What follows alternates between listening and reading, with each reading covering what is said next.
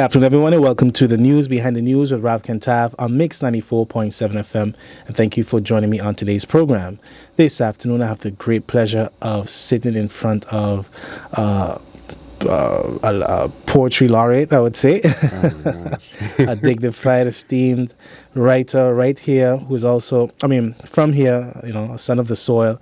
And that is Mr. Caleb Dros. Caleb, pleasure to have you. Ralph, How are you doing? I'm doing so good. Cool.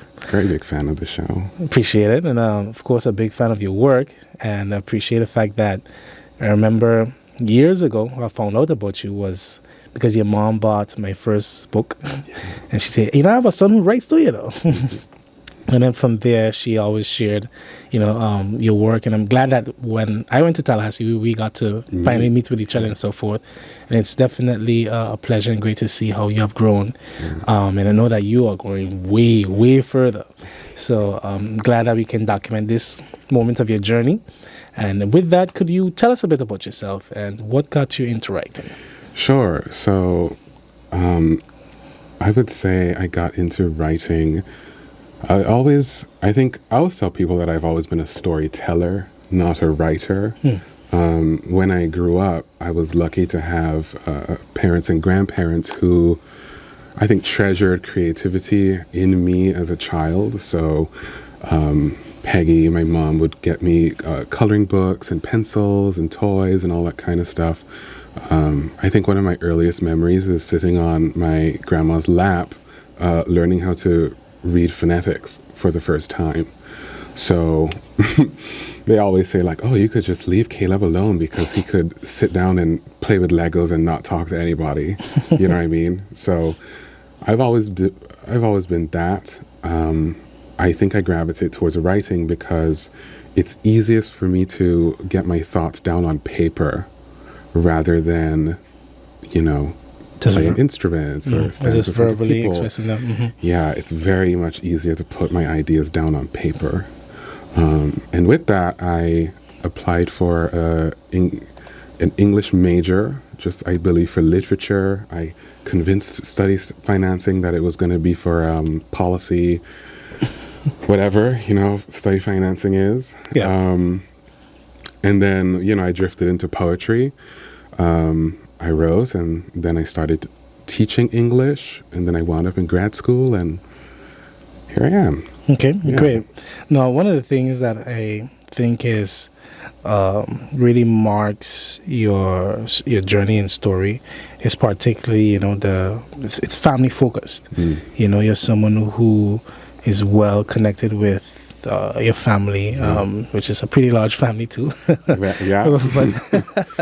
but still, seeing that family-centered, village-like approach that you have been able to benefit from.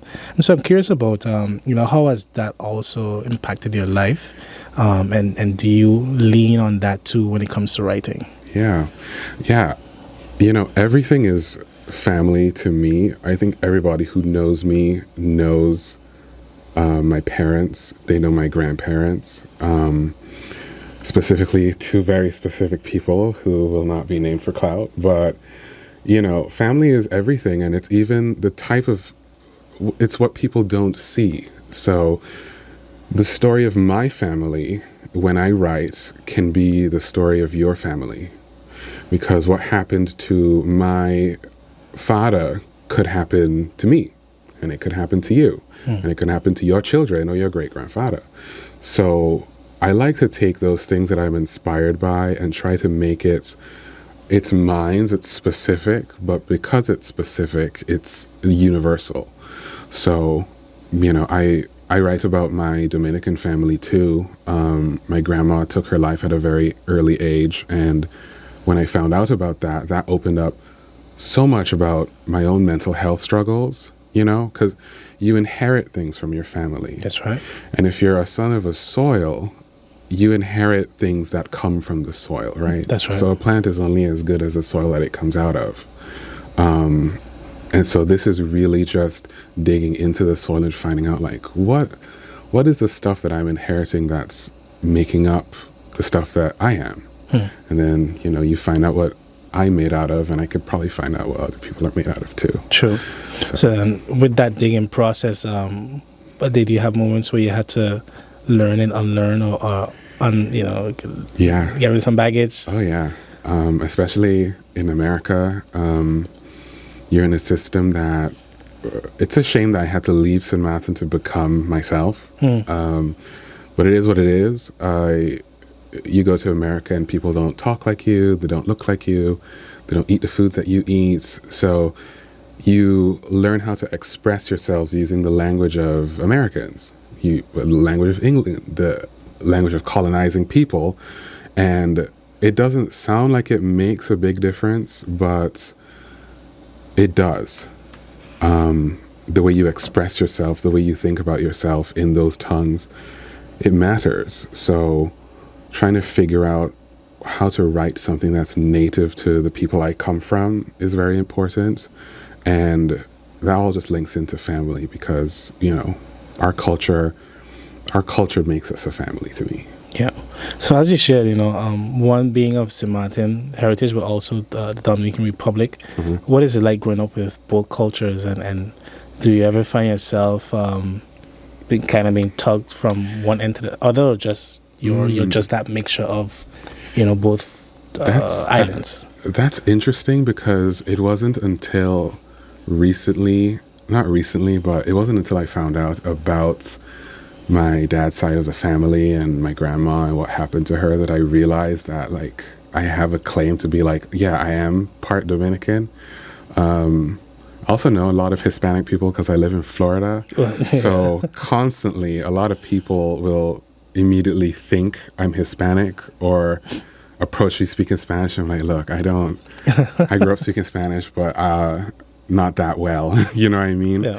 But for me, I think the project it's about complexity. So I am a St. Martiner, but, I have a lot of, my dad is deeply Dominican. So I grew up with a lot of that, but the project is really a people project. So it's like you said, it's a village project, and the village is made out of people that come from all over the place.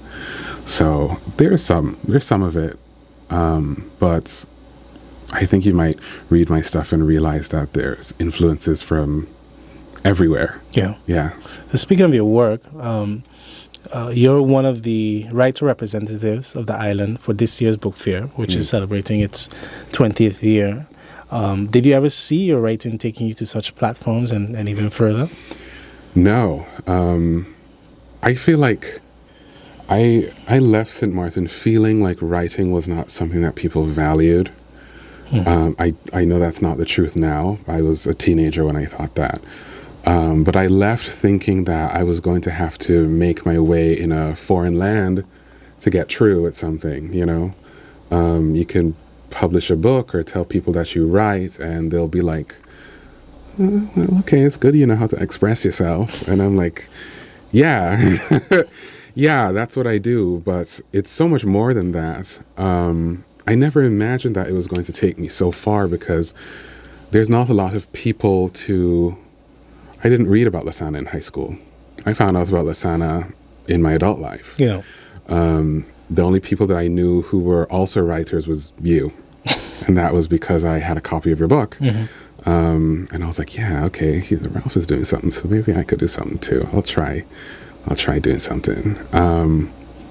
But to say that I would have been like, yeah, I'm going to write, and then I'm going to become the biggest writer and something. I never started thinking to do that. I just knew that I had something that I wanted to say. I was going through things, and people now associate with it, and now they're like, oh, wow. It's all the people. Wherever they take it, that's where they want to go with it. Gotcha. Yeah. So I'd like to take a step back, particularly towards your educational journey. One, curious about how was your transition to Tallahassee? But also, now that you are pursuing a Master's of Fine Arts at FSU, how has that shaped your creativity? So Tallahassee, for those of you who don't know, is the capital of Florida. It's in the Panhandle, so it's the upper left corner. I feel like the city is it's it's very small. It's Yeah. very hometowny, country Yeah. vibes. To me, it feels a lot more like Georgia than Florida in a way. Very, very, very difficult to transition to from St. Martin for me, because St. Martin is a place, and it was like, I felt like it was more like this before we had COVID, before we had the hurricane, all that kind of stuff. When I was growing up, you know, you have a family vibe, people know you, people would stop me on the street and be like, "You's Peggy's son? You's Rainey's grandson?" Yeah. So there was a community vibe, and to go from being alone, you know, from by my parents, with my brothers, living by myself with my cousins, difficult. I felt at some point I couldn't look people in the eye because I felt like people in America don't acknowledge when you walk by, right?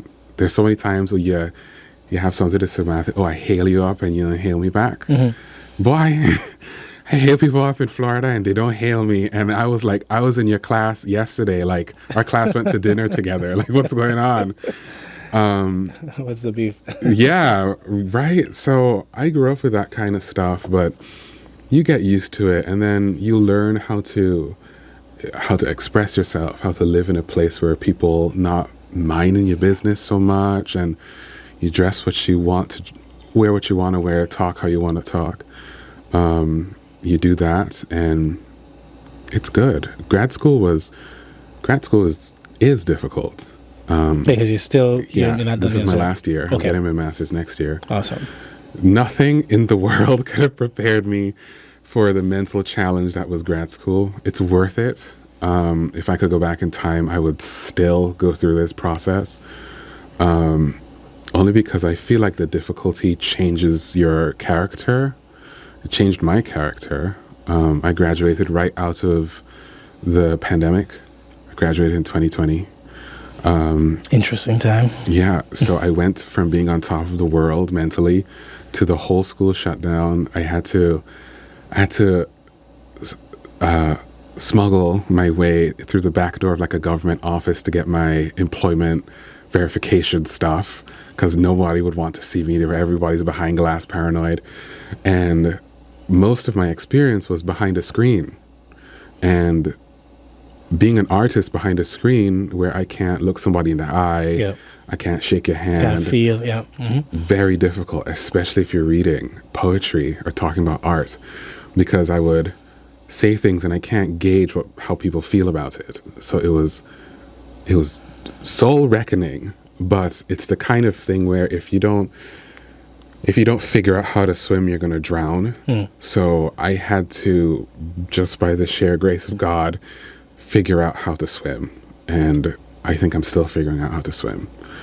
This is the first time maybe I've been afloat for a while, but So yeah. it's kind of like with baby turtles. Once those eggs are laid, the mother's gone, and Yes. the predators are out there, but instinctively it knows just head towards the ocean, and Yeah. you'll make it. You'll find something if you go in that direction. Correct. Yeah. So, but also with that, why fine arts? Well, honestly, when I was done with my undergraduate degree, I felt like there was so much more that I wanted to know. I had just finished writing my honors thesis. It was a small book that you make for your department. Maybe it was 35 poems. And I just felt so good at the end of it that I was like, there's so much more that I could learn. So I applied to a bunch of grad schools, and they were offering to teach English on the side while I pursue my master's degree. And a part of me also thought, I want to do something where if a St. Martiner thinks that they want to be an artist by trade in writing, they don't have to sit back and be like, oh yeah, but one of us never went to grad school. One of us never did an honors thesis. One of us never did that. So I was like, let me see how far I could push this and get through so that when I look back, it's like, oh, now a St. Martiner thinks that they can do it. Yeah. So that's one of the things that keeps me going. That's great, man. Yeah. That's really great. Now, I think we're part of that generation whose college years will like we experience the last of what college used to be in a sense. Yeah. Because I really believe that the present younger generation and those to come, college is going to be something totally different. I think that even the business model of college and university will also change and and shift. But I'm curious about, even considering what you shared about graduating in the pandemic, just doing a study period, online, or whether it's even a hybrid format. How have you now taken the route opportunities to push through or overcome those limitations that do come with it? Because indeed, from young to old, while I think the world recognizes that technology and the Zoom format is something here to stay, a lot of people still don't necessarily like it. I hate it, Ralph. I despise it with all my soul. that face-to-face interaction probably is because it's been so ingrained in us. I don't see it going away. Yeah, it's a necessary evil at this point. I'm a person, I value touch. I'm a very tactile person. I need to see somebody face to face in order to connect with them. But I think one of the things is, so I'll talk about the way I teach, basically. I teach English composition at Florida State. So when you're a freshman and you go to college, that second writing class that you take, not 101, 2135, I teach that one. I teach about 40 freshmen a year. Nice. A semester. And the way I do it is, per COVID mandates, first of all, personal responsibility is the key to any higher education. As a teacher, I can teach you, but I can't force you to learn. So, and it's the same thing with the reverse, me as a student and someone's a professor, it's the same way. Sadly, it's Florida, and also luckily it's Florida, so no one's forced to wear their mask. If you don't want to wear it, you don't have to wear it. You don't have to disclose your vaccine information. And to be honest, I don't really care about the politics of that. I also run a Zoom concurrently when I'm teaching in person. So people who want to come in class and have that experience with me can do it. And they can sit wherever they like and however close they like. And then like the bulk of people probably come in through Zoom. And I have a camera in the ceiling and then there's a mic on the podium and I do it like that. So it's all about personal responsibility. And I feel like education is going to change in a way where, at least for me, I'm over the idea of staying in my apartment or staying at a desk all day and working. Yeah.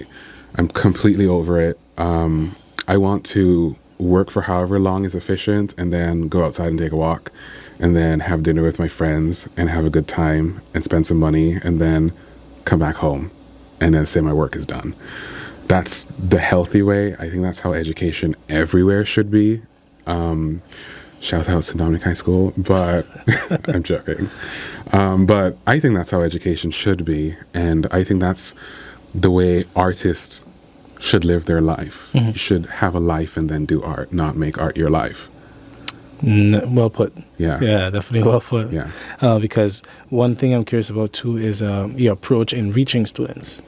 Sometimes you have students who some instinctively they have the potential. Yes. Some really try their best to hide it because of whatever reason. So from your standpoint, I guess the generation gaps make it much more easier. But how do you reach students to get what they have inside of them out? I'm lucky because I feel as though, so I graduated not too long ago. I'm 25. Yeah. My students are 18, 19. So we're all still kind of Gen Z enough. Yeah. They obviously know a few things that I don't know, but we're in the same gap. We go to the same restaurants, the same places. So they can trust me not being Professor Caleb. I just say, don't even say Professor Dros, please. Just call me Caleb. And some people slack behind. Some people don't even speak English as their first language. I got my certificate for teaching English as a second language. Oh, nice. In 2019, so I know how to do that. But my grading process is not really, you have a strict thing where it's like A, B, C, stuff like that. But it's also that I want to know that you're improving from where you are. So you can't tell the curve of a line just by 1 point, right? So you started here with me. By the end of the semester, how much better did you get? So I might start at a very low place because I'm not good at writing, let's say. But let's say I'm now I got a little better, my grammar is cleaned up, but I'm still having troubles with ideas. That could be worth a B depending on how good you pull that off. Now, some students start at an A, and then their other projects go down a little bit, and all right, maybe they need a little pick-me-up. But if their work is solid, I still think they deserve an A because they've got their fundamentals now. Yeah. So I'm trying to... Yeah, teaching is about compassion and trying to figure out where people are and how to meet them. Mm-hmm. So if you start with an air of that, everything's okay, writing is not rocket science, I'm not making a judgment on your character, let's get into class and get out as quickly and efficiently as possible, and then go to a park or something. But even with that, how is it for you dealing with critique on your writing? Totally different, Ralph. Completely different. Sadly, I know this about myself. It's completely different. Workshop is so different because we sit in a circle. It's about 20 people, and everyone's critiquing your work, but you can't speak. It's called the Iowa model. They do this in Iowa. So I would read it, and then someone else would read it, and then 20 people talk about it, and I can't tell them anything. So if I write in Sidmath in English, if I write a Sidmath in slang of some sort, and those Americans don't understand, they're going to rip it up, right? And I can't say anything until the end of it. So I had to learn how to get a harder skin about that. But there's still a lot of weeks where I'm like very frustrated with myself. And that's a challenge to artists. When you hate your art, you hate yourself sometimes. Yeah. Yeah. So if until you realize it's not you. It's not you. Yeah. I'm starting to be a big advocate that I'm not the things I create. Yeah. So somebody could say something, but it doesn't necessarily affect my opinion. Yeah, character. Myself, yeah, exactly. All the time. Yeah, Sometimes it still get true. Yeah. Because it's still what you did, It's an expression of yourself. Correct. It's like when maybe you don't have this because you're a radio person, but if you record your voice and you're like, yuck, that's how I sound, it's like you recoil because that's an expression of yourself. Yeah.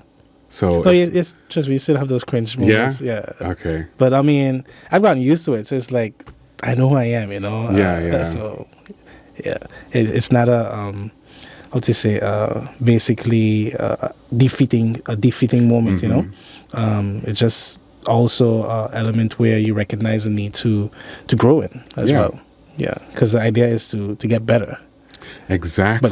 But exactly. Get better and continue doing what you love. That's how I try to teach it, and that's how I try to have compassion on myself with it too. Okay, cool. Yeah. So one more note on the part of teaching, where it relates to students. What are the elements of writing that you notice students tend to struggle with the most? Commas. I'm going to be picky. Most people have no idea how to use commas at all. And that goes down to the history of why commas were invented. They were meant to do that, actually. I heard this from my boss, so maybe it's not correct, I don't know. But they told me that commas were invented to distinguish between wealthy class people and poor class people. Because commas are difficult, right? So you got to learn about commas to know how to use commas. But before, that wasn't really a thing. So that layback of that history is very evident with people. But when I teach, I try not to focus too much on grammar. I don't grade for grammar unless it's so bad that it's unrecognizable. And even then, I try to see, are you an ESL student? Do you not know how can I help you speak English in a way that expresses yourself, right? With compassion, because some people, we grow up with Ebonics. As a Sidmathan person, we just text a certain way. Yeah. So that will transfer to the way you write your papers. Yeah. How can I be compassionate and help people with that? But I try to teach people how to make ideas, not how to write a paper. So if I can teach you how to make when you're small, you have those blocks and you make your little towers and the biggest block on the bottom and it goes smaller and smaller. I try to help people to do that with their ideas first. And then we'll think about the grammar later, because lots of people can't speak English and they're wildly intelligent. That's true. And we mistake not being able to speak English with thinking he's a dummy. Yeah, that's a fact. I think it's the same thing with all colonial languages, French, Dutch, English, Spanish, wherever. I'm trying to get people to make ideas smart idea, quote, quote. Yeah. Not smart English. Yes, yeah, for sure. No, with writing, particularly when it comes to including our language, so semantic English, do you find that to be a smooth transition? And then what's your approach to using it in a narrative or a story? Yeah. I'll tell you one, first of all, very difficult. Not very difficult. It's doable because of our high school system. Very doable for our high school system because we were taught a certain way. I would say it was difficult to go in reverse for me because I value Samanthan language very much. So trying to figure out how to put it on paper in a meaningful way in a poem that's natural is more difficult than I imagined. I would say that the easiest way to figure that out is to listen to radio shows, which is why I'm a big fan. Melee Podcast is really good for that. Laser 101, Oral Gibbs. Even to say Dr. Rhoda Arundel has that book about linguistics. Yeah. That's Language, culture, identity. That's been my Bible, actually. I told you I was looking for the Samanthan Dictionary. Yeah. Yeah, so luckily we have books about that, and just looking at how it's contoured. You have to use your ears with Samanthan English. So it has to feel right, and then however I can figure out to put it on paper is fine. But my project is about sound. Yeah. Because we're a very sound-driven culture. I don't think we're that much into writing on paper, I think. Yeah, because the oral tradition is so very strong. Yeah, we still have very much oral tradition. And that's why I'm trying to move my poetry slowly towards trying to get off paper and onto MP3s or CDs or something. There's some multimedia. Yeah. Okay, so with that, we're going to take a quick break and we'll be right back. Good afternoon, everyone, and welcome back to the News Behind the News with Ralph Cantava on Mix 94.7 FM. And thank you for sticking with us on today's program. If you're wondering who's the other smooth voice that you're hearing, that is Mr. Caleb Dros. I turned my own self off because I was reading a question I was reading. Let me repeat that. Good afternoon, everyone, and welcome back to the News Behind the News with Ralph Cantava on Mix 94.7 FM, and thank you for sticking with us on today's program. If you're wondering who's the other smooth voice on the air, that is Mr. Caleb Dros, a writer and future poetry laureate from Samanthan, who will be going very, very far places with his work. So Caleb, with this year's book fair, you are coming up with your first book. Yeah. Walichi, Land of Oma. How did this book come about, and how long has it been in the works? All right. So I'll put us back in 2020. So earlier I said I did my honors thesis. It's a small booklet. Most of the content came from that. These are revisions and rewrites, because sometimes I write things and I keep rewriting them and rewriting them. These are the most recent versions of that.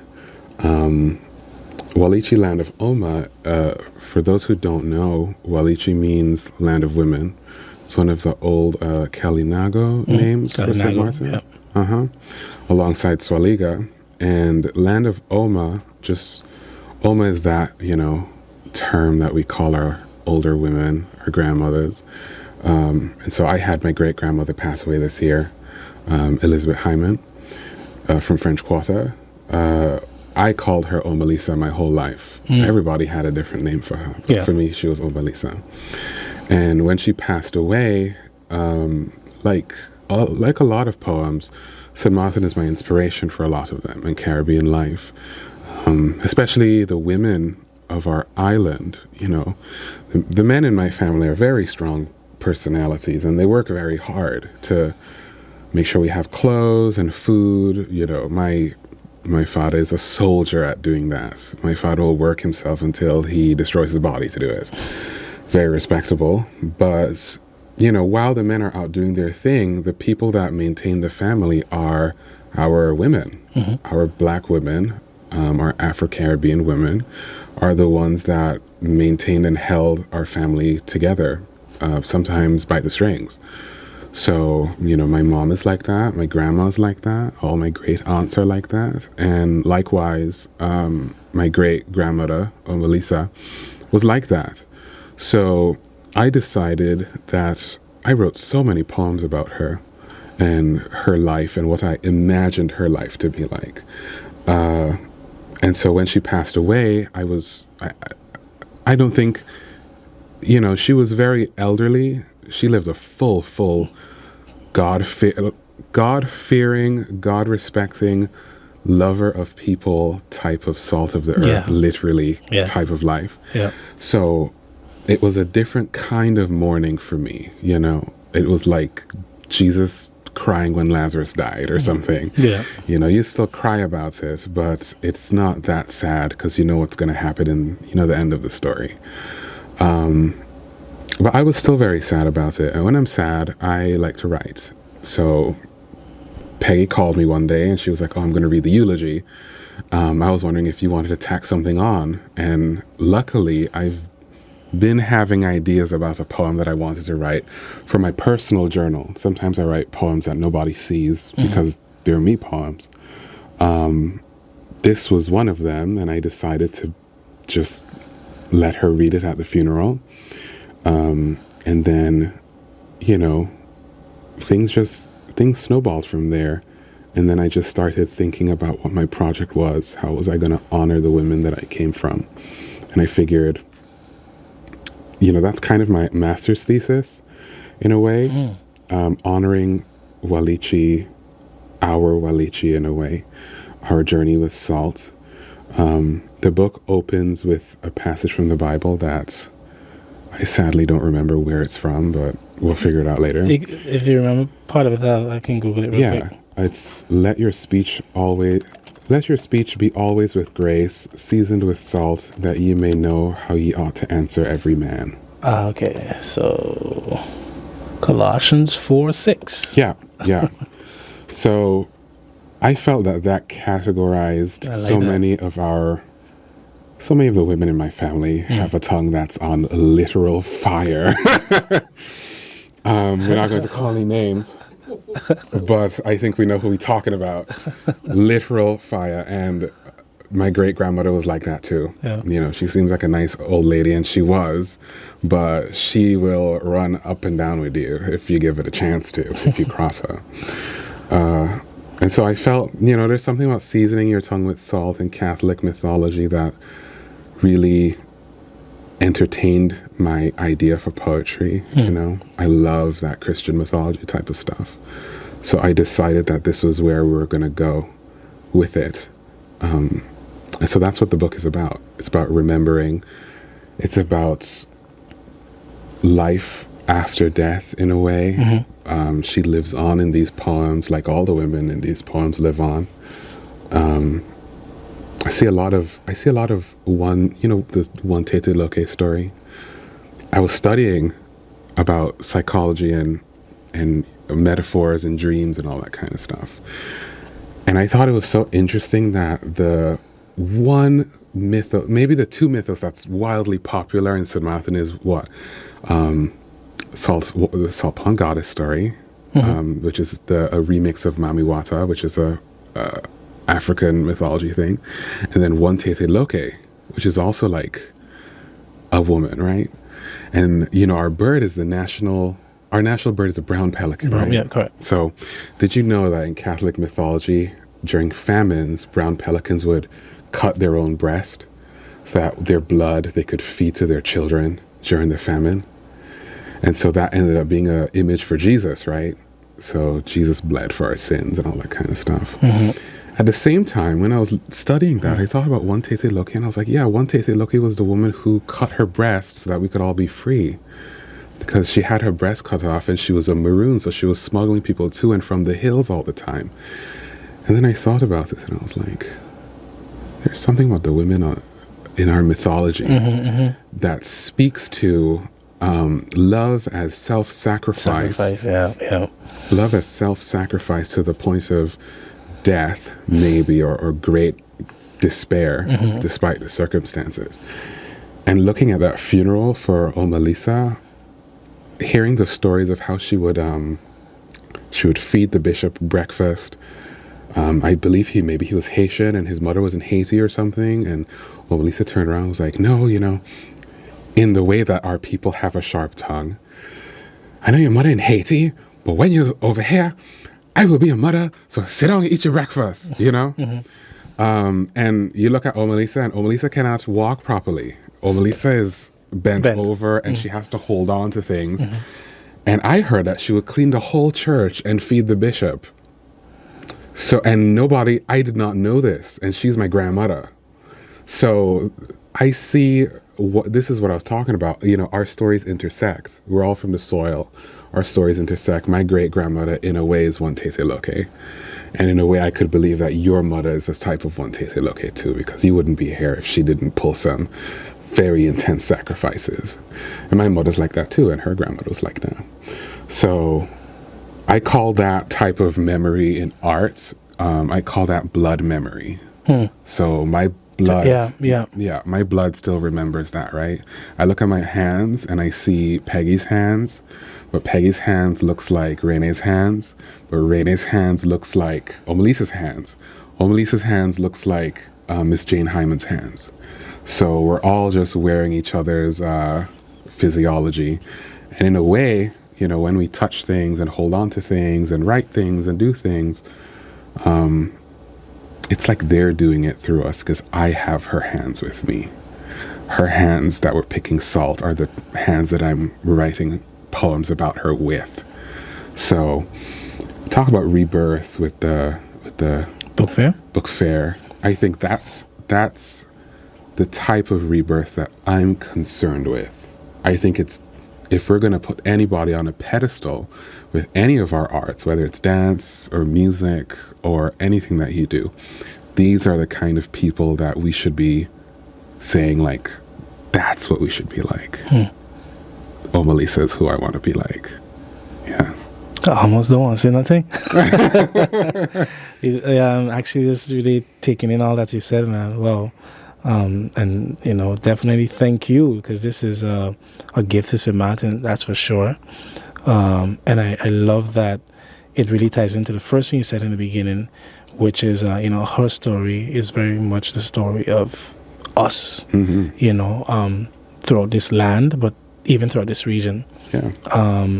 And so that's a legacy and a archive that remains part of future generations. Yeah, absolutely. And I love the title as well, Land of Oma. Yeah. and especially now that Sounds you like a shared movie. yes, indeed. but especially now that you shared the scripture, let your speech be always with grace, seasoned with salt, because another element of your writing, tends to reference salt as a very, basically part of our national identity, you could say.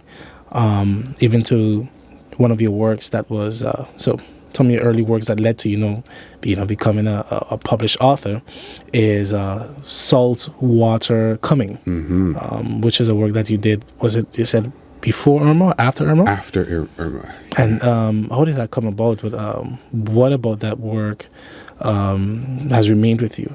Yeah. I think ironically, it's remained with people and not with me per se, because I'm the kind of person where I'm most excited about the thing I'm doing next, not something that I did. But there's something about Saltwater Coming that, Irma came, I went weeks without being able to see my parents. My grandparents' house was completely destroyed, and I didn't know what was going on. All I know is that we might run out of food, who got water, I don't know what's going on. And I was in Tallahassee, and again, this is one of those times where this was a me poem that I was just like writing in my journal.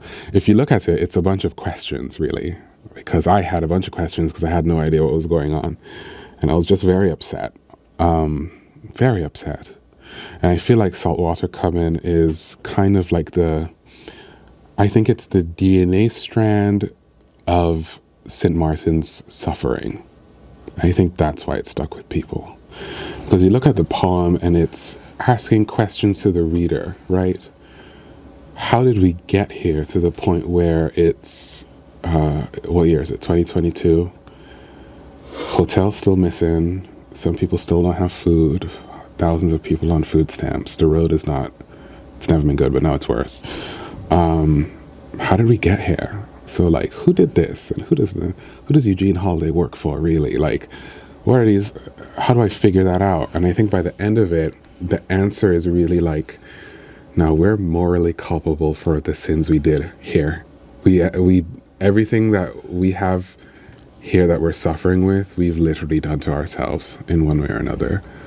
Like when we were driving to this place, I just saw that they like destroyed a bunch of mangroves by the pond. Yeah. Like, you don't think that's gonna come back to us somehow? Yeah. And I'm not talking the spooky spiritual way. No, but even just it's actual science that we're actively destroying the whole place. Yeah. So the hillsides, etc. Yeah. So maybe it's about Irma, but it's also about something that's deeper. And I imagine saltwater coming as a type of, so rain is not saltwater, obviously. Saltwater coming is really about crying because I was very sad when I did it. So I feel like people might read it thinking saltwater coming, oh, hurricane coming to mash us all up. It's like, nah, bro. Saltwater coming because it's so sad that I'm crying. Yeah. I'm crying about what's going on. I guess a reference scripture too is like a lamentation.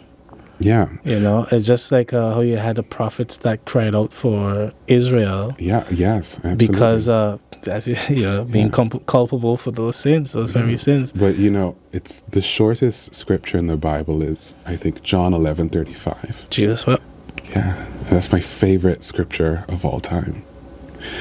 Because as an artist, that's what I'm trying to do. How do I serve people to help them to cry through something? And I feel like that's what Saltwater Coming helped people to do. And I feel like, in a way, maybe for my family more than strangers at the book fair, in a way, I think that's what the poems here did in honoring the women that have left our family. Yeah. Well, in my interpretation, with what you shared, the end result being healing. Yes. You know why? Because, we know what it is to, I'm pretty sure one of your mom who is right here in the room maybe she didn't beat you. I don't know if you got blows growing up. I didn't get beat so much. I got beat every now and then. Who got mash up? Who got mash up? Is my older brother Marvin. But you've gotten those blows that you cry so much that you go to sleep like a baby. Oh yes, I ain't get inside that. Oh okay. But in my defense, one, I could cry for my brother, but two, that's saltwater going for sure. Oh my gosh, Ralph, don't do me like that. But I say that to say because look at the salt pond. Remember hearing stories of the fact that people even used to soak in it. Yes. Because of its healing properties. Now I say we, even though we weren't there at the time, but St. Martin, we accept our sins, so to speak. We put a pond, we put a dump, the landfill, right in the middle of it. That has led to tears. Yeah. There's people living on the dump who are undocumented and dying by smoke. And then come to find out even so that a good bit of them were actually documented. And then there's this whole project to relocate them and so forth.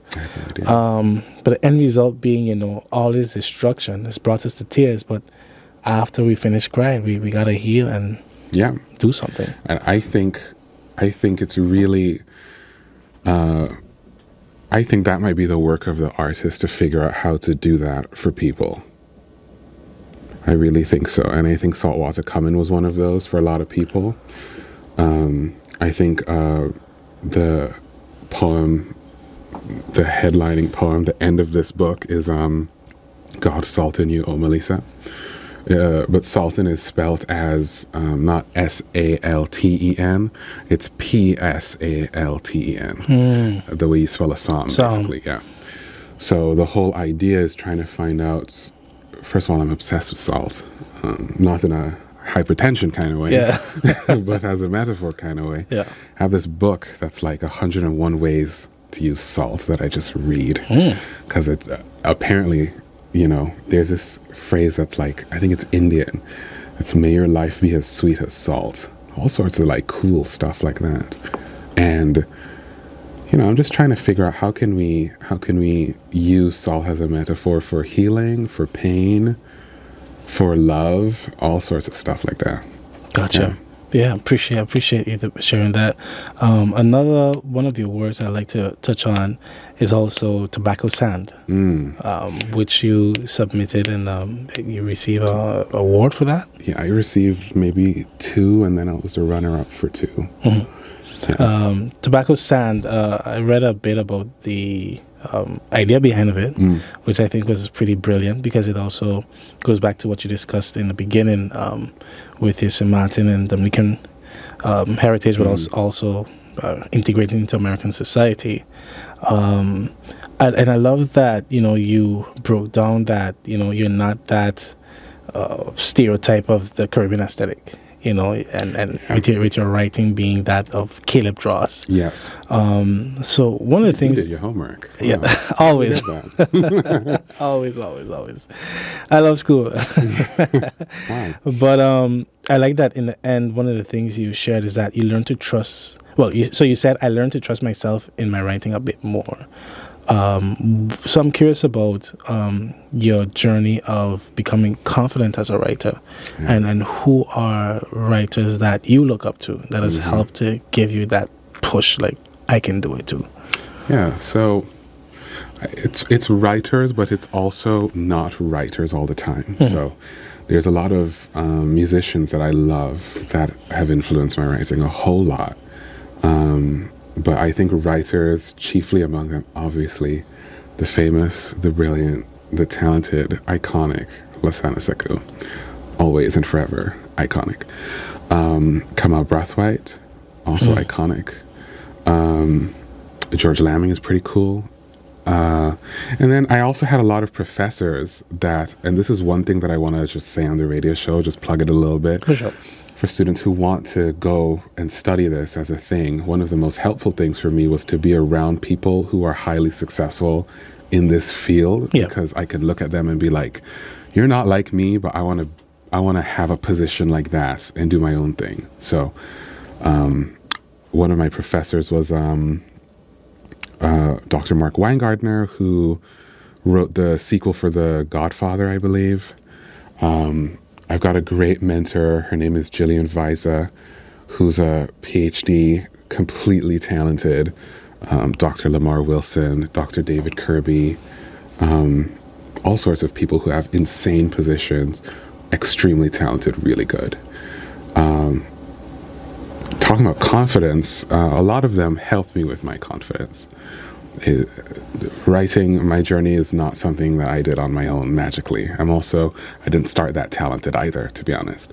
I learned, and people grew me and showed me the ropes, and they were gracious enough to be like, okay, this Samanthan boy doing his own little Samanthan thing. It's kind of funny, but let me just see where this goes, and let me take a chance on this.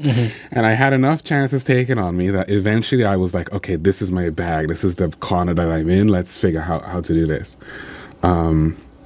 So that's how it worked for me. The confidence is really rolling the dice every time, because I rolled the dice on my whole life doing this thing. Never thought I would have gotten here. But every piece is like you're rolling the dice, because I'm not looking to be good or amazing or popular. I'm looking for something that's meaningful. So Facts. If I can sit back and be like, one, I'm not my art, right? A dancer isn't the dance that he dances. He's his person, whatever his name is. I'm not a thing that I make. This is a talent that was given to me. I don't have anything that I was not given freely by God, by the circumstances that I've been placed in. This whole thing is on rent to me until the end of time. So just kind of stepping back from that and being like, you know what, if somebody doesn't like this poem, I think it's great. I think it's pretty cool. And I've had a lot of that. I've had moments where entire rooms were standing still, and not because they were amazed, but because they were wildly confused. And I've had that for days in a row. But you learn if you're an artist, if you're a person with any passion, because, Rob, I count you as an artist, but I also count you as a activist, radio personality, whatever. If you're grassrooting anything, you have to be able to take the punches. And you know what? If the ship's going down, I'm going down with the ship. Yeah. I'm just gonna go down with the ship. So if you go in with that mindset, it's like you almost don't have confidence or not. You have to make it to the other side. Yeah. So that's really how I made it. Gotcha. Yeah, okay, I appreciate that. Because another thing then I would like for you to share is now that you are the writer representative of the Island for the Book Fair, can you share with us some of the activities that you'll be part of? Sure. So for the book fair, I'll be at every event. I'm going to be launching my book. During that book launch, I'll be reading a few of the poems. I'll be talking about a lot of the breakdown that we went through today with Walichi and the symbolism, and really highlighting the importance of the theme of rebirth, right? Because I feel like people need to know in order to understand what's going on, understand where things in the future what's gonna happen in the future. This isn't a one-off thing. I'll be available for interviews, school visits, wherever you need to be, wherever you want me to be. I am going to find a way to show up. Cool. Yeah. And it's just really what I'm doing here, and what I hope to do is to just present I hope I feel approachable. I hope so. Present an air that what we're doing matters, even if other people feel like it doesn't matter. Yeah. Your voice matters, who you are matters, who you're becoming matters. And, let's honor this place that we call home. And let's also honor the visitors that are coming and show them exactly what our DNA is made of. And we'll be doing that through reading, talking, interviews, and just in having a good time. It's not all about me. I heard Deborah Jack is going to be there, so that's exciting. Lasana's going to be there as well. All sorts of artists are going to be there, so I'm also excited to just go as a visitor and figure it out. So, okay, great. So is it possible that you could probably read a poem for us on here? No. Yes, Ralph. Okay, appreciate it. Could you imagine? Anyways, sure. Let me just get a few open right now. I'm going to read a few of them. Okay, thank you. That I think, now that we're on radio, that maybe people might want to hear. Okay, great. And I'll explain them a little bit, and then, so I want to start with God Salt in You, O Melissa, because I feel as though that's one of the poems that we have to do in order to honor what came before us. So just give me a minute. All right, that's fine. Thank you so much. We got 5 minutes left. Yeah. So no problem. Ready? Yep, go ahead. This is God Salt in You, O Melissa. This is for Elise Hyman, who passed away this year. This is from Walichi, Land of Oma. God salt in you, O Melissa. May the Lord God protect your coast. The refrain is this: the palm of our mother is a plank of protection. The Malay came in song, born on a rock in the stomach of the sea. The wind blew warm, mangoes rubbing against each other in pregnancy. Someone now past wipes the womb off your body with well water, washes down the taste of your mouth. The night was quiet and naked, like your body curving without intent against the kerosene light.